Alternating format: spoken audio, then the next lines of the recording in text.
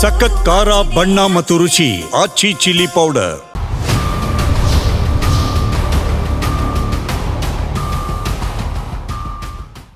ನಿನ್ನೆ ಮುಖ್ಯಮಂತ್ರಿಗಳು ಬಹಳ ಸ್ಪಷ್ಟವಾಗಿ ಏನ್ ಹೇಳಿದ್ದಾರೆ ಹೇಳಿ, ಬರೀ ಮೀಡಿಯಾನಲ್ಲಿ ಇರೋದು, ನಾವು ಚರ್ಚೆ ಮಾಡಿಲ್ಲ ಅಂತ ಹೇಳಿದಾರಲ್ಲ.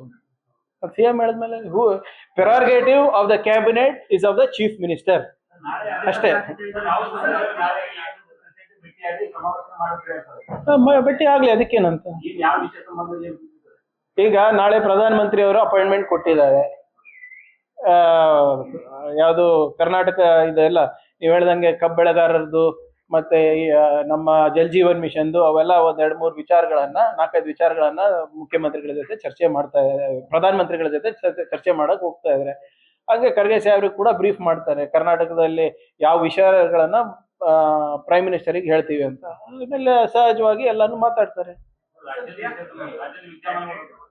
ಏನೇ ಇದ್ರು sir, chief minister of Congress will meet the Congress president. ಅವ್ರು ಏನು ಮೋಹನ್ ಭಾಗವತಿಗೆ ಹೋಗಿ ರಿಪೋರ್ಟ್ ಕೊಡ್ತಾರೆ? ಮಾಧ್ಯಮಗಳಲ್ಲಿ ನೋಡಿದ್ದೀನಿ, ಅದು ಮುಖ್ಯಮಂತ್ರಿಗಳು ಮತ್ತು ಹೈಕಮಾಂಡ್ಗೆ ಬಿಟ್ಟಿರ್ತಕ್ಕಂಥ ವಿಚಾರ. ಸೊ ಕಾದ್ ನೋಡೋಣ, ಅದ್ರ ಬಗ್ಗೆ ನನಗೆ ಮಾಹಿತಿ ಇಲ್ಲ. ಏನೇ ಇದ್ರೂ ಕೂಡ ಪಕ್ಷದ ಹೈಕಮಾಂಡ್ ನಿರ್ಧಾರ ಮಾಡ್ತದೆ ಹೊರತು ಬೇರೆ ಯಾರು ಅಲ್ಲ. ಪ್ರಜಾಪ್ರಭುತ್ವದಲ್ಲಿ ಎಲ್ಲವೂ ಕೂಡ ಸೋಲು ಗೆಲುವು ಎರಡೂ ಇರ್ತದೆ. ಇವತ್ತು ಏನು ಚುನಾವಣೆ ಪೂರ್ವವಾಗಿ ಏನು ತಂತ್ರಗಾರಿಕೆಯಿಂದ ಗ್ಯಾರಂಟಿ ಯೋಜನೆ, ಏನು ನಮ್ಮ ರಾಜ್ಯದ ಗ್ಯಾರಂಟಿ ಯೋಜನೆಯನ್ನು ಅಲ್ಲಿ 2 ತಿಂಗಳಿರ್ಬೇಕಾದ್ರೆ ಅನುಷ್ಠಾನ ಮಾಡಿದ್ರು. ಹಾಗಾಗಿ ಮಹಿಳಾ ಮತದಾರರು ಎಲ್ಲರೂ ಕೂಡ NDA ಪರವಾಗಿ ಒಲ್ದಿದ್ದಾರೆ. ಸೊ 10,000 ರೂಪಾಯಿ ಒಟ್ಟಿಗೆ ಹಾಕಿದ್ರಿಂದ ಮತ್ತು ಸುಮಾರು ಚುನಾವಣೆಗೆ ಮುಂಚಿತವಾಗ್ಲೇ ಸುಮಾರು 47 ಲಕ್ಷ ಮತಗಳನ್ನು ಕಿತ್ತಾಕ್ದಂಥದ್ದು. ಸೊ ಇವೆಲ್ಲ ಕೂಡ ಇದೆ. ಆದರೆ ಜನ ತೀರ್ಪು ಕೊಟ್ಟಿದ್ದಾರೆ, ತೀರ್ಪನ್ನು ಸ್ವಾಗತ ಮಾಡ್ತಾರೆ. ಏನು ಮಾಡೋಕ್ಕಾಗೋದಿಲ್ಲ, ಇರುತ್ತೆ ಸೋಲು ಗೆಲುವು ಇರುತ್ತೆ. ಸೋತ ಮೇಲೆ ಗೆಲ್ಲೇಬೇಕಾಗ್ತದೆ, ಗೆದ್ದವನು ಸೋಲ್ಲೇಬೇಕಾಗ್ತದೆ. ಸೊ ಹಾಗಾಗಿ ಪಕ್ಷಕ್ಕೆ ಸೋಲು ಗೆಲುವು ಏನು ಹೊಸದೇನಲ್ಲ. ಸೊ ನಿರಂತರವಾಗಿ ಪಕ್ಷ ಸಂಘಟನೆಯಲ್ಲಿ ವಿರೋಧ ಪಕ್ಷವಾಗಿ ಕೆಲಸ ಮಾಡ್ತೀವಿ.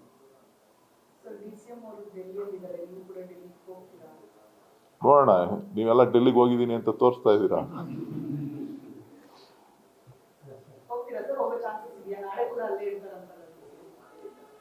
ನನಗೆ ಬೇರೆ ಕೆಲಸ ಇದೆ, ನಾಳೆ ಹೋಗ್ಬೋದು, ಹೋಗ್ಬೋದು. ನಾನೇನು ಹೋಯ್ತಾನೆ ಇರ್ತೀನಿ, ಬರ್ತಾನೆ ಇರ್ತೀನಿ. ನನಗೇನು ಹೊಸದೇನಲ್ವಲ್ಲ ಡೆಲ್ಲಿ. ಅವ್ರ ಪಾಡ್ಗೆ ಅವ್ರು ಹೋಗಿದ್ದಾರೆ, ನನ್ನ ಪಾಡ್ ನಾನು ಹೋಗ್ತೀನಿ. ನನ್ಗೆ ಬೇರೆ ಕೆಲಸಗಳಿರ್ತದೆ, ಸೊ ಹೋಗ್ತೀನಿ.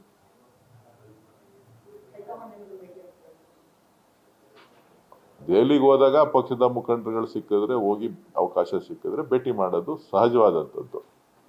ಸೊ ಹಾಗಾಗಿ ಅದರಲ್ಲೇನು ಬೇರೆ ಅರ್ಥ ಏನಿಲ್ಲ. ಸರ್, ರಾಜ್ಯದಲ್ಲಿ ಪವರ್ ಶೇರಿಂಗ್ ಇದೆ ಅನ್ನೋ ಚರ್ಚೆ ಇತ್ತು, 2.5 ವರ್ಷ ಆಗಿದೆ. ಈಗ ಪವರ್ ಶೇರಿಂಗ್ ಮಧ್ಯದಲ್ಲಿ ಇಲ್ಲ ಕ್ಯಾಬಿನೆಟ್ ರಿಶಫಲ್ ಆಗ್ತಾ ಇದ್ದಾರೆ. ಎಲ್ಲವೂ ಕಾದ್ ನೋಡೋಣ. DK ಶಿವಕುಮಾರ್ ಅವರು ತಮ್ಮ ಶ್ರಮಕ್ಕೆ ತಕ್ಕ ಪ್ರತಿಫಲ ಕೇಳುವಂತ ಸಮಯ. ಎಲ್ಲವೂ ಕಾದ್ ನೋಡೋಣ. ಎಲೆಕ್ಷನ್ ಟೈಮಲ್ಲಿ ನೀವು ಕಾಯಿಲ್ಲ ಸರ್, ಅಣ್ಣನ ಜೊತೆ ಸುತ್ತಿದ್ರಿ ಸರ್ ರಾಜ್ಯನ. ಈಗಲೂ ಹಂಗೆ ಸರ್, ಜೊತೆ ನಿಲ್ಬೇಕಲ್ಲ ಸರ್. ಈಗ ಹೋಗಿ ಅದಕ್ಕೆ ತಾವು ಹೋಗ್ತಾ ಇದ್ದೀರಿ ಡೆಲ್ಲಿಗೆ ಅಂತ? ಇಲ್ಲ, ನನಗೆ ಕೆಲಸ ಇದೆ, ನಾನು ಹೋಗ್ತಾ ಇದ್ದೀನಿ. ಮುಖ್ಯಮಂತ್ರಿಗಳು ಭೇಟಿ ಮಾಡಿದ್ದಾರೆ, ಪಕ್ಷದ ವರಿಷ್ಠರನ್ನ ಭೇಟಿ ಮಾಡಿದ್ದಾರೆ. ಅವರು ಕೂಡ ಬೇರೆ ಬೇರೆ ಕೆಲಸಗಳ ಮೇಲೆ ಉಪಮುಖ್ಯಮಂತ್ರಿಗಳು ಮುಖ್ಯಮಂತ್ರಿಗಳು ಇಬ್ಬರು ಕೂಡ ಹೋಗಿದ್ರು. ಸೊ ಹೋಗಿ ಕಾರ್ಯಕ್ರಮ ಅಟೆಂಡ್ ಮಾಡಿ ಅವರು ಬರ್ತಾ ಇದ್ದಾರೆ. ಇಲ್ಲ, ಗಟ್ಟಿ ಮಾಡೋ ಪ್ರಶ್ನೆ ಎಲ್ಲ ಗಟ್ಟಿ ಇದ್ದಾರೆ ಸಿದ್ದರಾಮಯ್ಯವರು, ಅದೇನು ಪ್ರಶ್ನೆ ಇಲ್ಲ. ಸೊ ಅದೊಂದು ನಮಗೆಲ್ಲ ಕಾಂಗ್ರೆಸ್ಗಿರೋ ಪಾಠ ಅದನ್ನು ನೋಡಿ ಎಚ್ಚೆತ್ತುಕೊಳ್ಬೇಕು. ನಾವು ಎಲ್ಲಿ ಲೋಪದೋಷಿ ಅದನ್ನ ಕರ್ನಾಟಕದಲ್ಲಿ ಸುಧಾರಣೆ ಮಾಡ್ಕೊಳ್ಳಿಕ್ಕೆ ಪ್ರಯತ್ನ ಮಾಡಬೇಕು. ಮತ ಡಿಲೀಟ್ ಮಾಡಿದ್ರು, ಅದೇ ಸೋಲಿಗೆ ಕಾರಣ ಆಯಿತು ಅಂತ ಇದ್ದೇ ಇದೆ. ಅದನ್ನು ಕೂಡ ಮೊದಲಿಂದ ಆರೋಪ ಮಾಡೇ ಮಾಡ್ತಿದ್ದಾರೆ. ಅದಕ್ಕೂ ಚುನಾವಣೆ ಆಯೋಗ ಅದಕ್ಕೆ ಉತ್ತರ ಕೊಡಬೇಕು ಸಮರ್ಥವಾಗಿ. ಏನು ಕೇಳಿದ್ದಾರೆ ಕಾಂಗ್ರೆಸ್ನವರು, ಅದಕ್ಕೆ ಉತ್ತರ ಕೊಟ್ಟರೆ ಸರಿ ಹೋಗ್ತದೆ ಅಷ್ಟೇ. ನೀವು ಮೊದಲಿಂದ ಅಹಿಂದ ಸಂಘಟನೆಯನ್ನು ಮಾಡಬೇಕು, ಅಹಿಂದ ಎಲ್ಲ ಮತಗಳು ಒಗ್ಗೂಡಿದರೆ ಯಾವುದೇ ಚುನಾವಣೆ ಗೆಲ್ಲಬಹುದು ಅಂತ ಮಾತುಗಳನ್ನ ಹೇಳ್ತಾ ಇದ್ದೀವಿ. ಕರ್ನಾಟಕದಲ್ಲೂ ಅದೇ ಪ್ರಯೋಗ ಮಾಡ್ಬೇಕಂತೀರಿ? ಅಲ್ಲ, ಬಿಹಾರ್ ಚುನಾವಣೆಗೆ ಕರ್ನಾಟಕ ಹೋಲಿಸ್ಲಿಕ್ಕೆ ಆಗಲ್ಲ. ಇದು ಬೇರೆ, ಇಲ್ಲಿ ಮನಸ್ಥಿತಿಗಳು, ಇಲ್ಲಿ ಹೊಂದಾಣಿಕೆ ಬೇರೆ ಇದೆ. ಸೊ ಅಲ್ಲಿ ಸೋತಿದ್ದೀವಿ ಅಂತ ಇಲ್ಲಿ ಸೋಲಿಕ್ಕೆ ಆಗೋಲ್ಲ. ಡಿಫ್ರೆಂಟ್ ಆಗಿದೆ ಇದು ಈ ಸ್ಟೇಟು. ಅಲ್ಲ, ಹಿಂದೂ ಸಂಘಟನೆಯ ದೃಷ್ಟಿಯಿಂದ ಕರೆಕ್ಟ್. ಇಲ್ಲಿ ಅಹಿಂದಾಗೆ ಹೆಚ್ಚು ಮಹತ್ವ ಇದೆ. ಬಿಹಾರದಲ್ಲಿ ಕೂಡಿಸ್ಲಿಕ್ಕಾಗಿಲ್ಲ, ಮುಂದೆ ಬಿಹಾರ್ನಲ್ಲಿ ಎಲ್ಲನೂ ಒಗ್ಗೂಡಿಸ್ಲಿಕ್ಕೆ ಸಾಧ್ಯ ಆಗಿಲ್ಲ. ಆದರೆ ಇಲ್ಲಿ ಅಹಿಂದ ಒಗ್ಗೂಡಿಸ್ಲಿಕ್ಕೆ ಅವಕಾಶಗಳಿದೆ ಕರ್ನಾಟಕದಲ್ಲಿ. ಅಂತ ಮಾಡೋಣ ಮುಂದಿನ ದಿನ. ಬಾರಿ ಒಂದು ವೇಳೆ CM ಬದಲಾವಣೆ ಆದರೆ ಅಹಿಂದದವರಿಗೆ ಅಥವಾ ದಲಿತರಿಗೆ ಸ್ಥಾನ ಕೊಡಬೇಕು ಅನ್ನೋದೊಂದು ಆಗ್ರಹ ಸರ್. ಇಲ್ಲ ಅದ್ಯಾವುದು ಈಗ ಚರ್ಚೆನೇ ಇಲ್ಲ. CM ಅವರು ಇದ್ದಾರೆ ಅಂತ ಅವರು ಹೇಳಿದ್ದಾರೆ, ಎಲ್ಲರೂ ಹೇಳಿದ್ದಾರೆ. ಇನ್ನು ಹೇಳಿದ ಮ್ಯಾಗ ಅದ್ರ ಬಗ್ಗೆ ಚರ್ಚೆ ಮಾಡೋದು ಅವಶ್ಯಕತೆ ಇಲ್ಲ. ಬದಲಾವಣೆ ಆಗಲ್ಲ, ಅವರೇ ಹೇಳಿದಾರಲ್ಲ CM ಅವ್ರು ನಾನೇ 5 ವರ್ಷ ಇರ್ತಾರಂತ. ಇನ್ನು ಬದಲಾವಣೆ ಮಾಡೋರು ಯಾರು? ಅವರೇ ಇರ್ತಾರೆ. ಅವರೇ ಹೇಳಿದಾರಲ್ಲ. ಮತ್ತೆ ಕ್ಯಾಬಿನೆಟ್ ರಿಷಫಲ್ ಆಗುತ್ತೆ ಅದು ಗೊತ್ತಿಲ್ಲ, ಅದು ವರಿಷ್ಠರೇ ತೀರ್ಮಾನ ಮಾಡಬೇಕು. ಇಲ್ಲ, ಸುರ್ಜೇವಾಲ ಅವ್ರನ್ನು ಭೇಟಿ ಡೆಲ್ಲಿಗೆ ಹೋಗ್ತಾನೆ ಇರ್ತೀವಿ, ಮಂತ್ರಿಗಳು ನಮ್ಮ ಕೆಲಸ ಇರ್ತಾವೆ. ಅದಕ್ಕೂ ಏನು ಸಂಬಂಧ ಇಲ್ಲ, ಹೋಗ್ತಾನೆ ಇರ್ತೀವಿ. ನಮ್ಮ ಜೋಡಿ ಯಾಕೆ ಮಾಡ್ತಾರೆ? ರಿಷಫಲ್ ಮಾಡ್ಲಿಕ್ಕೆ ನಾವು ಅಧ್ಯಕ್ಷರಲ್ಲ, CM ಅಲ್ಲ. ಅವ್ರು ಮಾಡ್ಕೋತಾರೆ, ಅವ್ರು ಕರೀತಾರೆ, ಅವ್ರು ಮಾಡ್ಕೋತಾರೆ. ಅದು ನಮ್ಮ ಅಪ್ಪಿಗೆ ಬರೋಲ್ಲ. ಸಂಪುಟ ಪುನಾರಚನೆ ಆದರೆ ವಾಲ್ಮೀಕಿ ಸಮುದಾಯಕ್ಕೆ ಏನೋ 2 ಸ್ಥಾನ ಹೇಳಿದ ಕೊಡಬೇಕಂತ ಹೇಳಿದ್ವಿ. ಈಗೂ ಕೂಡ ಒತ್ತಾಯ ಮಾಡ್ತೀವಿ, 2 ಅಂತಿ ಕೊಡಲೇಬೇಕು. ಯಾಕಂದರೆ ನಮ್ಮ ಸಮುದಾಯದ ಅದು ಪಾಲಿತ್ತು. ಈಗ ಅವ್ರಿಗೆ ಕೊಟ್ಟರೆ ಒಳ್ಳೇದಾಗುತ್ತೆ. ಮತ್ತೊಂದೆಡೆ 14 ಶಾಸಕರ ಮಧ್ಯೆ ಫೈಟ್ ಇದೆ ಸರ್ ವಾಲ್ಮೀಕಿ ಸಮುದಾಯದ. ಅದು ನೋಡೋಣ, ಅದು ಯಾರಿಗೆ ಕೊಡೋದು ಬಿಡೋದು ಅದು ವರಿಷ್ಠ ತೀರ್ಮಾನ ಮಾಡ್ತಾರೆ. ನಾವು ಡಿಮಾಂಡ್ ಮಾಡೋರು ಅಷ್ಟೇ, ಸಮುದಾಯ ಕೊಡಿ ಅಂತ ಅಷ್ಟೇ. ಅದು ಬಿಟ್ಟೇನಿಲ್ಲ. ಓಕೆ ಸರ್, ಖರ್ಗೆ ಮನೆ ಹೋಗಿದ್ದಾರೆ ಸರ್. ಖರ್ಗೆ ಮನೆಗೆ ಯಾವ ವಿಷಯ ಚರ್ಚೆ ಆಗುತ್ತೆ? ಚರ್ಚೆ ಮಾಡಿರ್ಬೋದು. ಇದೇ ಬಿಹಾರ್ ಚುನಾವಣೆ ಇರ್ಬೋದು. ಇಷ್ಟಾಂತರ ಆಗಲಿಕ್ಕೆ ಏನಂತ ಚರ್ಚೆ ಯಾಕೆ ಆಗಲೇಬೇಕಲ್ಲ.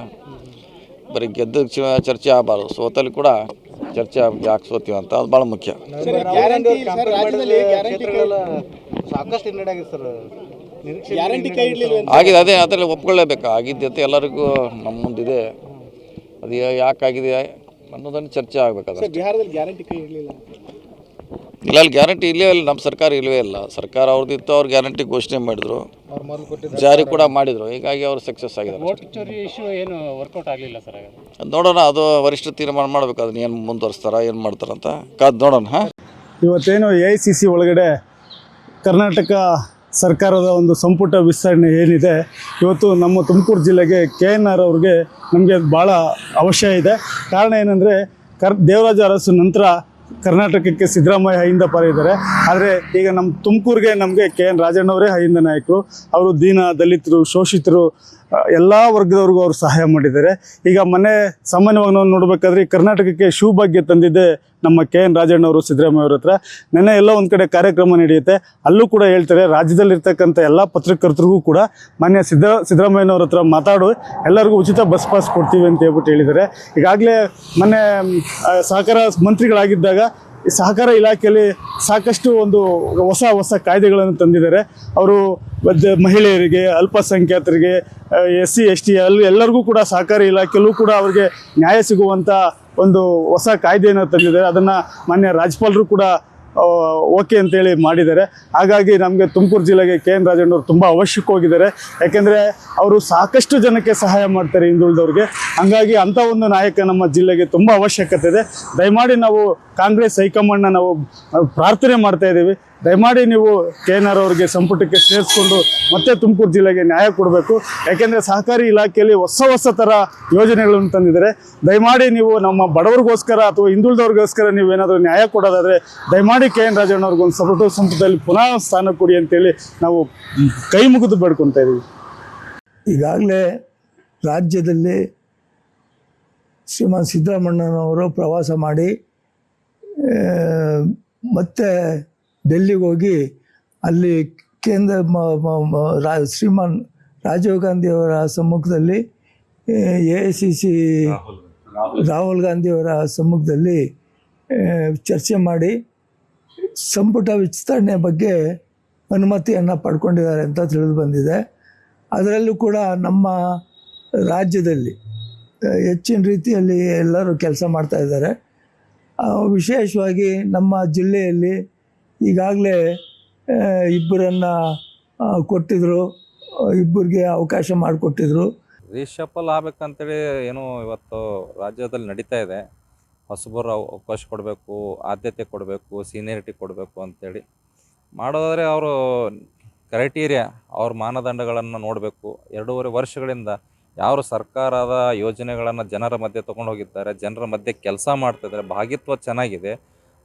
ಅವರನ್ನು ನೋಡಿ ಗುರುತಿಸಿ ಪಕ್ಷ ಅವ್ರನ್ನ ಉಳಿಸ್ಕೊಂಡು ಮತ್ತು ಯಾರನ್ನ ತೆಗಿಬೇಕು ಅನ್ನೋದು ಅದು ಅವ್ರ ಮೈನಸ್ಗಳನ್ನು ನೋಡಿ ಸರ್ಕಾರ ತೀರ್ಮಾನ ಮಾಡಲಿ. ಆದರೆ ಒಳ್ಳೆಯ ರೀತಿ ಕೆಲಸ ಮಾಡ್ತವ್ರು ಜನರ ಮಧ್ಯೆ ಇರ್ತಕ್ಕಂಥವ್ರಿಗೆ ಆದ್ಯತೆ ಕೊಡಬೇಕು. ಆದರೆ ವಿಶೇಷವಾಗಿ ಅವ್ರು ಸೀನಿಯರಿಟಿ ಹೇಳ್ತಾರೆ. ಸೀನಿಯರಿಟಿಗಿಂತ ನಮ್ಮ ಅಭಿಪ್ರಾಯ ಏನಂದರೆ ಯುವಕರಿಗೆ ಆದ್ಯತೆ ಕೊಡಲಿ, ಯಾರು ವರ್ಚಸ್ಸನ್ನು ಹೊಂದಿದ್ದಾರೆ ಅವ್ರನ್ನ ಕೊಡಲಿ, ಎಲ್ಲರನ್ನ ತೊಗೊಂಡು ಹೋಗ್ತಕ್ಕಂಥ ಜನ ಸಮುದಾಯವನ್ನು ಒಳಗೊಂಡು ಕೆಲಸ ಮಾಡ್ತಕ್ಕಂಥವ್ರಿಗೆ ಆದ್ಯತೆ ಕೊಡಬೇಕಂತೇಳಿ ನಾವು ಒಂದು ಮನವಿ ಮಾಡ್ತೀವಿ. ಅದರ ಜೊತೆಗೆ ಕಲಬುರಗಿ ಜಿಲ್ಲೆಯಲ್ಲಿ ನಮ್ಮ ಸಾಹೇಬರು ಚೆನ್ನಾಗಿ ಪ್ರಿಯಾಂಕ್ ಸಾಹೇಬರು ಚೆನ್ನಾಗಿ ಕೆಲಸ ಮಾಡ್ತಾಯಿದ್ದಾರೆ. ನಮ್ಮ ಜಿಲ್ಲೆಗೆ ಅವರು ಉಸ್ತುವಾರಿಯಾಗಿ ಮುಂದುವರಿಬೇಕು ಅನ್ನೋದು ನಮ್ಮದು ಆಸೆ ಇದೆ.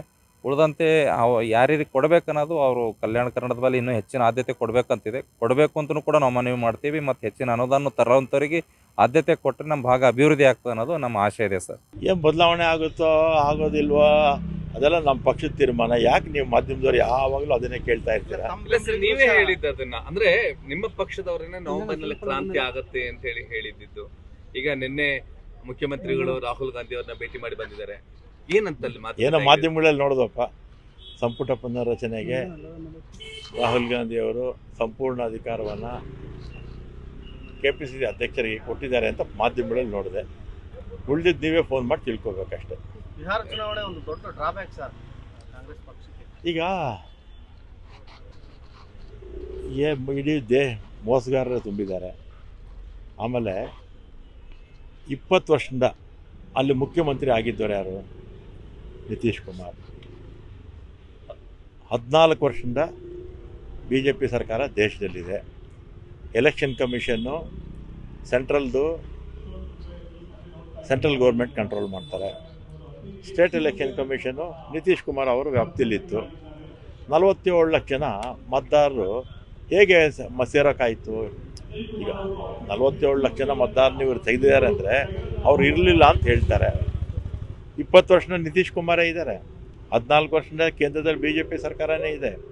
ಕೇಂದ್ರದ ಎಲೆಕ್ಷನ್ ಕಮಿಷನ್ನು ಇದೆ, ಸ್ಟೇಟ್ ಎಲೆಕ್ಷನ್ ಕಮಿಷನ್ನು ಇರುತ್ತೆ. ಹೇಗೆ ಸೇರುತ್ತೆ 47 ಲಕ್ಷ? ಅಂದ್ರೆ ಈಗಲೂ ಕೂಡ ಅಲ್ಲ, 47 ಲಕ್ಷ ಹೇಗೆ ಸೇರ್ತು? ಅವ್ರದ್ದೇ ಸರ್ಕಾರ. ಈಗ 47 ಲಕ್ಷನ ತೆಗೆದಾಕ್ಬಿಟ್ರು, 18 ಲಕ್ಷನ ಸೇರಿಸ್ಬಿಟ್ರು. 18 ಲಕ್ಷನ ಸೇರಿಸಿದ್ರು. ಆಮೇಲೆ ಚುನಾವಣೆ ಸಂದರ್ಭದಲ್ಲಿ ಎಲ್ಲ ಪಕ್ಷಗಳು ಕೂಡ ಚುನಾವಣೆ ಪ್ರಣಾಳಿಕೆ ಕೊಡ್ತಾರೆ, ಅದರಲ್ಲಿ ಆಶ್ವಾಸನೆಗಳು ಕೊಡ್ತಾರೆ.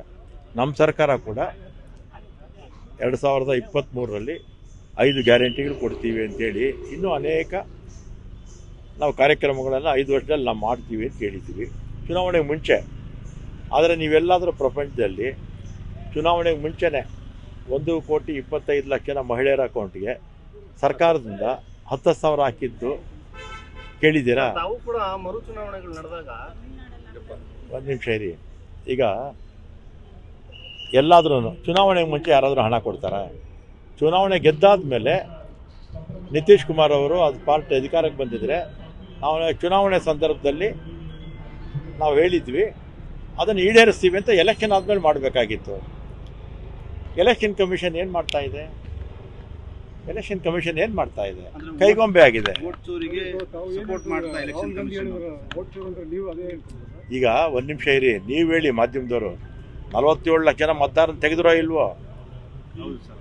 18 ಲಕ್ಷ ಜನ ಸೇರಿಸ್ರೋ ಇಲ್ವೋ? 1,25,00,000 ಜನಕ್ಕೆ ಎಲೆಕ್ಷನ್ ಮುಂಚೆ 10,000 ಹಾಕಿದ್ರೋ ಇಲ್ವೋ? 20 ವರ್ಷದಿಂದ ಅಧಿಕಾರದಲ್ಲಿದ್ದವರು ನಿತೀಶ್ ಕುಮಾರ್ ತಾನೆ. 14 ವರ್ಷದಿಂದ ಕೇಂದ್ರದಲ್ಲಿ 11 ವರ್ಷ ಆಯಿತು. ಕೇಂದ್ರದಲ್ಲಿ ಯಾರು ಅಧಿಕಾರದಲ್ಲಿರೋದು? BJPನೇ. 47 ಲಕ್ಷ ಜನ ಹೇಗೆ ಸೇರಿಬಿಟ್ರು ನಿತೀಶ್ ಕುಮಾರ್ ಆಡಳಿತದಲ್ಲಿ? ಉದ್ದೇಶಪೂರ್ವಕವಾಗಿ ಇದನ್ನೆಲ್ಲ ಕಾಂಗ್ರೆಸ್ಗೆ ಯಾರು ಮತ ಹಾಕ್ತಾರೋ ಅದನ್ನೆಲ್ಲ ಕೂಡ ತೆಗೆದಿದ್ದಾರೆ. ಚುನಾವಣೆ ಕಮಿಷನ್ನು ಕೇಂದ್ರ ಸರ್ಕಾರದ ಜೊತೆ ಶಾಮೀಲಾಗಿದೆ. ಇಷ್ಟೇ, ಇನ್ನೇನಿಲ್ಲ ಅದರಲ್ಲಿ. ಅಲ್ಲ, ಯಾವುದೇ ಬೂತಲ್ಲಿ ಗಲಾಟೆನೂ ಅಥವಾ ಯಾರು ಕೂಡ ನಮ್ದು ತೆಗೆದಾಕಿದ್ದಾರೆ ಸೇರಿಸಿದ್ದಾರೆ ಮತ್ತು ಯಾರು ಕೂಡ ನ್ಯಾಯ ಇದ. ಒಂದು ನಿಮಿಷ ಇರಿ, ನೀವು ಮಾಧ್ಯಮದವರು ನಿಮ್ಗೆ ಇದೆಲ್ಲ ಗೊತ್ತಾಗಲ್ಲ. ನಿಮ್ಗೇನಿದ್ರು ಈ BJPಗೆ ಪರವಾಗಿದ್ರೆ ನೀವು ಮಾಧ್ಯಮದವ್ರು, ಕೆಲವು ಎಲ್ಲ ಮಾಧ್ಯಮದವರು ಅಲ್ಲಪ್ಪ. ಬಿಹಾರಲ್ಲಿ 47 ಲಕ್ಷ ಜನ ಮತದಾರರನ್ನು ತೆಗೆದಂಥ ಸಂದರ್ಭದಲ್ಲಿ ಎಲ್ಲ ರಾಜಕೀಯ ಪಕ್ಷಗಳು ಅಲ್ಲಿ ಗಲಾಟೆ ಮಾಡಿದ್ರು ಅಲ್ವಾ? ಕೋರ್ಟ್ಗೆ ಹೋದ್ರು, ಎಲೆಕ್ಷನ್ ಕಮಿಷನ್ ಮುಂದೆ ಸ್ಟ್ರೈಕ್ ಮಾಡಿದ್ರು. ಇದೆಲ್ಲ ಮಾಧ್ಯಮದವ್ರು ನಿಮ್ಗೆ ಗೊತ್ತಿಲ್ವಾ? ಅಲ್ವಾ? 10,000 ಕೊಟ್ಟಿದ್ದು ಗೊತ್ತಿಲ್ವಾ ಅಧಿಕೃತವಾಗಿ? ಒಂದು ನಿಮಿಷ ರೀ, 10,000 ರೂಪಾಯಿ ಎಲ್ಲ ಎಲೆಕ್ಷನ್ ಮುಂಚೆ ಕೊಡ್ತಾರಾ? ಇಡೀ ದೇಶದಲ್ಲಿ ಎಲ್ಲ ಕೊಟ್ಟಿದ್ರಾ? ಚುನಾವಣೆ ಆದಮೇಲೆ ಕೊಡ್ತಾರೆ. ಆಶ್ವಾಸನೆ ಕೊಟ್ಟಿದ್ವಿ ಅಂತ ಕೊಡ್ತಾರಪ್ಪ. ಹಾಗಾದ್ರೆ ಸರ್ ಬಿಹಾರದಲ್ಲಿ ನ್ಯಾಯಸಮ್ಮತ ಚುನಾವಣೆ ಆಗಲಿಲ್ವಾ? ನ್ಯಾಯಸಮ್ಮತ ಚುನಾವಣೆ ಆಗಿದ್ರೆ ಈ ರೀತಿ ರಿಸಲ್ಟ್ ಬರ್ತಿತ್ತೇನಪ್ಪ? ಇದೊಂದು ಎಲೆಕ್ಷನ್ನೇ ಅಲ್ಲ ಇದು. ಅಲ್ಲಿಗೆ 2023 ಕರ್ನಾಟಕದಲ್ಲಿ 136 ಬಂದಾಗ ಆಗ ನೀವು ಯಾಕೆ ಸರ್ ಮಾತಾಡಿರ್ಲಿಲ್ಲ? ಅಂದ್ರೆ ಈಗ ಪರವಾಗಿ ಬಂದಂತ ಅಂದ್ರೆ 47 ಇರಿ, ಆಗ 2023 ಮತದಾರರನ್ನು ತೆಗೆದಿದ್ರ ಇಲ್ಲಿ? ಮತದಾರರನ್ನು ತೆಗೆದಿದ್ರ ಇಲ್ಲಿ? ತೆಗೆದಿರಲಿಲ್ವಲ್ಲ. ನೀವು ಬಿಜೆಪಿ ಅವ್ರ ಮೂಗ್ನೇರಕ್ಕೆ ಮಾತಾಡ್ತೀರಾ ನೀವು? ಅಲ್ಲಲ್ಲ, ಅಲ್ಲಿಗೆ 23 ಮತದಾರರನ್ನ ಇಲ್ಲಿಂದ ತೆಗೆದಿದ್ರಾ? ಈಗ ಬಿಹಾರಲ್ಲಿ 47 ಲಕ್ಷ ಮತದಾರರನ್ನ ತೆಗೆದಾಕಿದ್ರು. ಈ ಕರ್ನಾಟಕದಲ್ಲಿ 23 ಲಕ್ಷ ಅಲ್ಲ 13 ಲಕ್ಷನ 3 ಲಕ್ಷ ಮತದಾರರನ್ನ ತೆಗೆದಿದ್ರಾ? ಯಾರನ್ನೂ ತೆಗೆದಿರಲಿಲ್ಲ. ಬಿಹಾರಲ್ಲಿ ತೆಗೆದಾಕಿದ್ರು. ಅದೇ ಮಹಾರಾಷ್ಟ್ರದಲ್ಲಿ 3 ತಿಂಗಳಿಗೆ 40 ಲಕ್ಷ 50 ಲಕ್ಷ ವೋಟರ್ಸ್ನ ಸೇರಿಸೇ ಬಿಟ್ರು. ಎಲೆಕ್ಷನ್ ಕಮಿಷನ್ನೇ ಕೇಂದ್ರ ಸರ್ಕಾರದ ಜೊತೆ ಬಿಜೆಪಿ ಜೊತೆ ಸೇರ್ಕೊಂಡಿರೋವಾಗ ಇನ್ನು ಕಳ್ಳನ ಹಿಡಿಯೋರೆ ಅಲ್ಲ. ಮಾಡಿದ್ರೇನೋ ತಿರ್ಗಾ ಅದನ್ನ ಬಂದ್ ಮಾಡಿಬಿಟ್ರು. ಯಾವುದು ಇದು 2,000 ಕೊಡೋದು, ಆಮೇಲೆ 10 kg ಅಕ್ಕಿ ಕೊಡೋದು, ತಿರ್ಗಾ ಅದೆಲ್ಲ ಬಂದ್ ಮಾಡ್ಬಿಟ್ಟು. ಬರೀ ಬಸ್ಗಳು ಹೆಂಗ್ಸರೇ ತುಂಬಿಕೊಂಡಿರ್ತಾರೆ.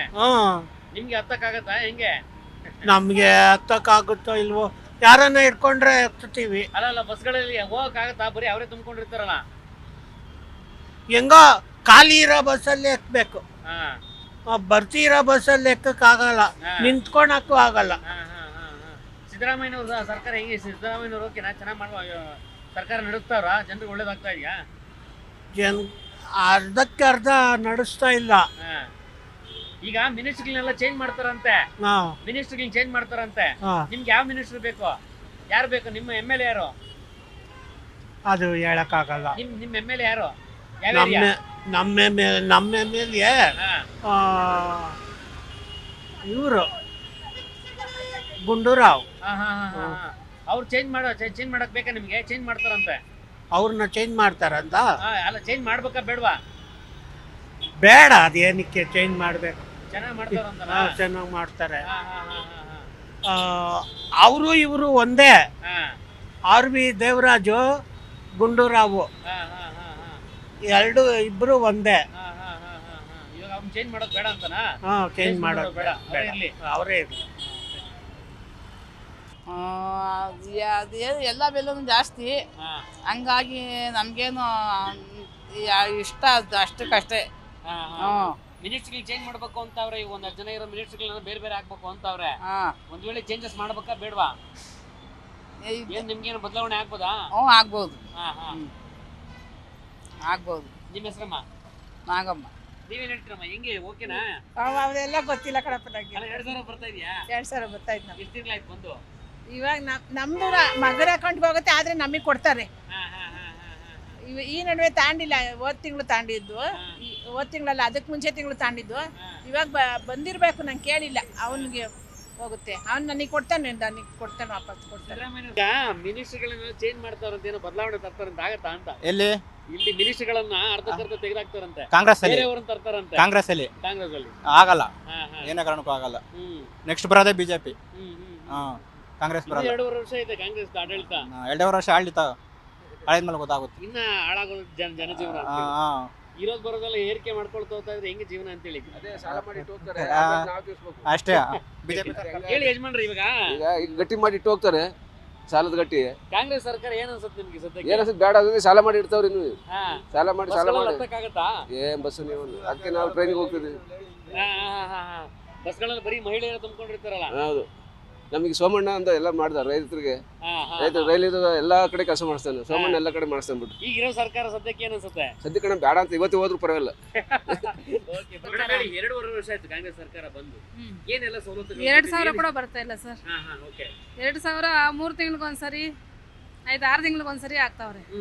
ಆಯ್ತಾ, ಫ್ರೀ ಬಸ್ ಒಂದ್ ಬಿಟ್ಟವ್ರೆ ಅಷ್ಟೇ. ಬಸ್ಗಳು ಬಿಟ್ಟರೆ ಬೇರೆ ಏನು ಇಲ್ಲ. ಬೇರೆ ಏನು ಮಾಡಿಲ್ಲ. ಬಸ್ ಕೂಡ ನಿಮ್ಗೆ ಬೇಕಾಗಿತ್ತು. ಏನ್ ಮಾಡೋದು ಸರ್, ಅವರೇ ತಾನೇ ಅವ್ರಿಗಿದ್ರು ಈ ತರ ಮಾಡ್ತೀವಿ ಅಂದ್ರು. ಆಯ್ತಾ, ಬಸ್ ಒಂದು ಇದೆ, ದುಡ್ಡು ಮಾತ್ರ ಬರ್ತಾ ಇಲ್ಲ. ಎಷ್ಟು ತಿಂಗಳಾಯ್ತು ನಿಂತು? ಸರ್ ನನಗೆ ಬಂದೆ 4-5 ತಿಂಗಳಾಯ್ತು. ಆಯ್ತಾ, 6 ತಿಂಗಳಿಗೊಂದ್ಸರಿ ಬರುತ್ತಾ ಸರ್? 2,000 ಕೊಡ ಪ್ರತಿ ತಿಂಗಳು 12,000 ಕೊಡ್ತೀವಿ ಅಂತ ಭರವಸೆ ಕೊಟ್ಟಿದ್ರು ಅವಾಗ್ಲೇ. ಕೊಟ್ಟಿದ್ರು, ಈಗ ಕೊಡ್ತಿಲ್ವಲ್ಲ, ಕೊಡ್ತಿಲ್ಲ. ಈಗ ಆಯ್ತಾ? ಸಚಿವ ಸಂಪುಟ ಪುನರ್ರಚನೆ ಆಗ್ತಾ ಇದೆ, ಬೇರೆ ಬೇರೆ ಮಿನಿಸ್ಟರ್ಗಳನ್ನೆಲ್ಲ ಹಾಕ್ಬೇಕು ಅಂತ ಇದಾರೆ. ಈಗೆಲ್ಲ ಆಗ್ತಿರುವಾಗ ಬೇರೆ ಬೇರೆ ಮಿನಿಸ್ಟರ್ಗಳು ಬಂದ್ರೆ ಆಗತ್ತಾ ಅಂತ ಹೇಳಿ ಏನು ಸರ್ ಅದು ಗೊತ್ತಿಲ್ಲ ನಂಗೆ. ಆಯ್ತಾ, ಬೇರೆ ಮಿನಿಸ್ಟರ್ ಬಂದ್ರೆ ಅಂದ್ರೆ ಇವ್ರು ಬಂತಾ ಇದಾರೆ. ಇವರು ಒಳ್ಳೇದಂತೂ ಸರಿಯಾಗಿ ಮಾಡ್ತಿಲ್ಲ. ಇನ್ನು 2.5 ವರ್ಷ ಇದೆಯಲ್ಲ. ಹೌದು ಹೌದು ಹೌದು. ಮುಂದಿನ ಸಲ ಹೇಗೆ ಮೇಡಮ್ ನಿರ್ಧಾರ ಕಾಂಗ್ರೆಸ್ ಮೇಲೆ ಹಾಕ್ತೀರಾ, ಹೇಗೆ ಭರವಸೆ? ನಾವ ಹಂಗೆಲ್ಲ ಹೇಳಕ್ ಆಗಲ್ಲ. ಇರೋ ಫ್ಯಾಕ್ಟ್ ಯಾರು ಒಳ್ಳೇದ್ ಮಾಡ್ತಾರೋ ಅವ್ರಿಗೆ ನೋಡ್ಕೋತೀವಿ ಸರ್, ಅಷ್ಟೇ ತಾನೆ. ನಮ್ಗೆ ಒಳ್ಳೇದಾಗದ ನೋಡ್ಬೇಕು ತಾನೆ ನಾವು ಜನ. ನಿಮ್ ಕಡೆಯವರು ಯಾರು ಮೇಡಮ್ MLA? ನಮ್ಮ ಕಡೆ ನಮ್ಮ ಚಿಂತಾಮಣಿ ಸರ್. ಚಿಂತಾಮಣಿ ಸುಧಾಕರ್ ಕಡೆ. ಹೌದು. ಸುಧಾಕರ್ಗೆ ಮಿನಿಸ್ಟ್ರು ಹೋಗುವಂತದ್ದು ಯಾವ್ದು ನೀವು ಹೋಗ್ತೀರಾ ಅಂತೇಳಿ? ಸುಧಾಕರ್ ಅವ್ರು ಇವಾಗ ಅಲ್ಲಲ್ಲ, ಈಗ ಅವ್ರನ್ನ ತೆಗಿಬೇಕು ಅನ್ನೋದು ಚರ್ಚೆ ಆಗ್ತಾ ಇದೆ. ಆಗ್ಬಹುದು, ಇಲ್ಲ ಆಗದೇನೆ ಇರ್ಬೋದು. ಇರ್ಲಾ ಬೇಡವಾ ಅಂತ? ಏನೋ ಪರವಾಗಿಲ್ಲ, ಈಗ ಒಳ್ಳೇದೇ ಮಾಡ್ತಿದ್ದಾರೆ ಅಂತ ಇದ್ದಾರೆ. ಉನ್ನತ ಏನೋ ಡಿಗ್ರಿ ಸಂಬಂಧಪಟ್ಟಾಗಿರುವಂತ ಶಿಕ್ಷಣ ಕೊಡುವಂತದ್ದಕ್ಕೆ ಈಗ ಪರವಾಗಿಲ್ಲ ಮಾಡ್ತಿದ್ದಾರೆ. ಫಸ್ಟ್ ಎಲ್ಲ ಮಾಡ್ತಿರ್ಲಿಲ್ಲ, ಈಗ ಮಾಡ್ತಿದ್ದಾರೆ ಅಂತ ಹೇಳೋದು. ನಮ್ಮ ರಾಷ್ಟ್ರೀಯ ನಾಯಕರಾದಂಥ ಶ್ರೀಮಾನ್ ಮಲ್ಲಿಕಾರ್ಜುನ್ ಖರ್ಗೆ ಅವರಲ್ಲಿ ವಿನಂತಿ ಮಾಡಿಕೊಳ್ಳೋದು ಏನಂದರೆ, ಈಗ ನಮ್ಮ ಕರ್ನಾಟಕದಲ್ಲಿ ಸಲೀಂ ಅಹಮದ್ ಅವರು ಕಳೆದ 2.5 ವರ್ಷದಿಂದ MLC ಇದ್ದು ಅವರು ಸೇವೆಯನ್ನು ಸಲ್ಲಿಸ್ತಾ ಇದ್ದಾರೆ. ಜೊತೆಗೆ ಅವರು ಚೀಫ್ ವಿಪ್ ಗೌರ್ಮೆಂಟ್ ಆಫ್ ಕರ್ನಾಟಕದ ಆಗಿದ್ದಲ್ಲದೆ ಅವರು ನಮ್ಮ ಕಿತ್ತೂರು ಕರ್ನಾಟಕ ಅಂದರೆ ಉತ್ತರ ಕರ್ನಾಟಕ, ಕಿತ್ತೂರು ಕರ್ನಾಟಕದಲ್ಲಿ ಎಲ್ಲ ಕಡೆ ಅವರು ಒಂದು ಅಡ್ಡಾಡ್ತಾ ಎಲ್ಲರದು ಸಮಸ್ಯೆ ಏನೈತಿ ಅದ್ರ ಬಗೆಹರಿಸ್ತಾ ಅವರೇ ಆ ಜಿಲ್ಲೆಗೆ ಹೋಗಿ ಯಾರ್ದೇನು ಸಮಸ್ಯೆ ಐತಿ ನೋಡ್ಕೊಳ್ಳೋ ಅಂತ ಒಂದು ದೊಡ್ಡ ಲೀಡರ್ ಅಂತ ಹೇಳ್ಬೋದು ಅವ್ರಿಗೆ. ಈಗ ಅವ್ರಿಗೆ ಸಚಿವ ಸ್ಥಾನ ಕೊಡಲೇಬೇಕು, ಕ್ಯಾಬಿನೆಟ್ ರ್ಯಾಂಕ್ ಅವರಿಗೆ ಸಚಿವ ಸ್ಥಾನ ಕೊಡಬೇಕು ಅಂತ ಹೇಳಿ ನಾನು ಶ್ರೀಮಾನ್ ಮಲ್ಲಿಕಾರ್ಜುನ್ ಖರ್ಗೆ ಅವರಲ್ಲಿ ಮತ್ತು ಶ್ರೀಮಾನ್ ಗೋಪಾಲ್ ಅವರಲ್ಲಿ ಮತ್ತು ಶ್ರೀಮಾನ್ ರಾಹುಲ್ ಗಾಂಧಿಯವರಲ್ಲಿ, ಶ್ರೀಮತಿ ಮೇಡಮ್ ಸೋನಿಯಾಜಿ ಗಾಂಧಿಯವರಲ್ಲಿ, ನಮ್ಮ ರಾಜ್ಯದ ಮುಖ್ಯಮಂತ್ರಿ ಆದಂಥ ಜನಪ್ರಿಯ ಶ್ರೀಮಾನ್ ಸಿದ್ದರಾಮಯ್ಯಜಿಯವರಲ್ಲಿ ಮತ್ತು ಜನಪ್ರಿಯ ಉಪಮುಖ್ಯಮಂತ್ರಿ ಆಗುವಂಥ ನಮ್ಮ ರಾಜ್ಯದ ಅಧ್ಯಕ್ಷರಾದಂಥ ಶ್ರೀಮಾನ್ DK ಶಿವಕುಮಾರ್ ಅವರಲ್ಲಿ ನಾನು ವಿನಂತಿ ಮಾಡಿಕೊಳ್ಳೋದೇನೆಂದರೆ, ನಮ್ಮ ಅಲ್ಪಸಂಖ್ಯಾತರಲ್ಲಿ ಅದರಲ್ಲಿ ಮುಸ್ಲಿಂ ಸಮಾಜಕ್ಕೆ ಒಬ್ಬರು ಸಚಿವರು ಬೇಕಾಗಿದ್ದಾರೆ. ಕಳೆದ 20-25 ವರ್ಷದಿಂದ ನಮ್ಗೆ ಯಾರೂ ಮುಸ್ಲಿಂ ಸಮುದಾಯದವರು ಸಚಿವರಿಲ್ಲ. ಹಂಗಾಗಿ ನಮ್ಗೇನು ಮುಸ್ಲಿಂ ಸಮುದಾಯದ ಸಮಸ್ಯೆ ಬಂದಾಗ ನಾವು ಹೇಳ್ಕೊಳ್ಳೋದು ಯಾರಿಗೆ, ಅದು ಒಬ್ಬರ ಮುಸ್ಲಿಂ ಸಮಾಜದ ಸಚಿವರು ಇದ್ದಾಗ ಮಾತ್ರ ಹೇಳಲಿಕ್ಕೆ ನಮ್ಗೆ ಸಾಧ್ಯ ಆಗ್ತೈತಿ. ಹಂಗಾಗಿ ಈ ಬಾರಿ ಸಚಿವ ಸ್ಥಾನ ಸಲೀಂ ಅಹಮದ್ ಅವರಿಗೆ ಕೊಡಲೇಬೇಕು. ಮತ್ತು ಕಿತ್ತೂರು ಕರ್ನಾಟಕದಲ್ಲಿ ನಮಗೆ ಬಹಳ ಅವಶ್ಯಕತೆ ಇರುವುದರಿಂದ ಇವ್ರಿಗೆ ಸಚಿವ ಸ್ಥಾನ ಕೊಡಬೇಕು, ಹೆಚ್ಚಿನ ಸೇವೆ ಸಲ್ಲಿಸೋದಕ್ಕೆ ಅವಕಾಶ ಮಾಡಿಕೊಡಬೇಕು. ಇವ್ರ ಜೊತೆ ಇದ್ದವರು ಇವ್ರ ನಂತರ ಸಚಿವರ ಬಹಳಷ್ಟು ಜನ ಆಗಿ ಹೋಗಿದ್ದಾರೆ. ಇವರು ಕಳೆದ 45 ವರ್ಷದಿಂದ ಈ ಪಕ್ಷದಲ್ಲಿ ಇದ್ದು ಇವರು ಅನೇಕ ಹುದ್ದೆಯಲ್ಲಿ ಸೇವೆಯನ್ನು ಸಲ್ಲಿಸ ಬಂದಂತ ಸಲೀಂ ಅಹಮದ್ ಜಿ ಅವರಿಗನ್ನು ಸಚಿವ ಸ್ಥಾನ ಕ್ಯಾಬಿನೆಟ್ ರ್ಯಾಂಕ್ ಕೊಡಬೇಕಂತೇಳಿ ತಮ್ಮ ಎಲ್ಲಾ ಮುಖಂಡರಲ್ಲಿ, ಅಧ್ಯಕ್ಷರಲ್ಲಿ, ರಾಷ್ಟ್ರೀಯ ಅಧ್ಯಕ್ಷರಲ್ಲಿ, ರಾಜ್ಯ ಅಧ್ಯಕ್ಷರಲ್ಲಿ ವಿನಂತಿ ಮಾಡ್ಕೊಂತಾ ಇದ್ದೇನೆ. ಧನ್ಯವಾದ.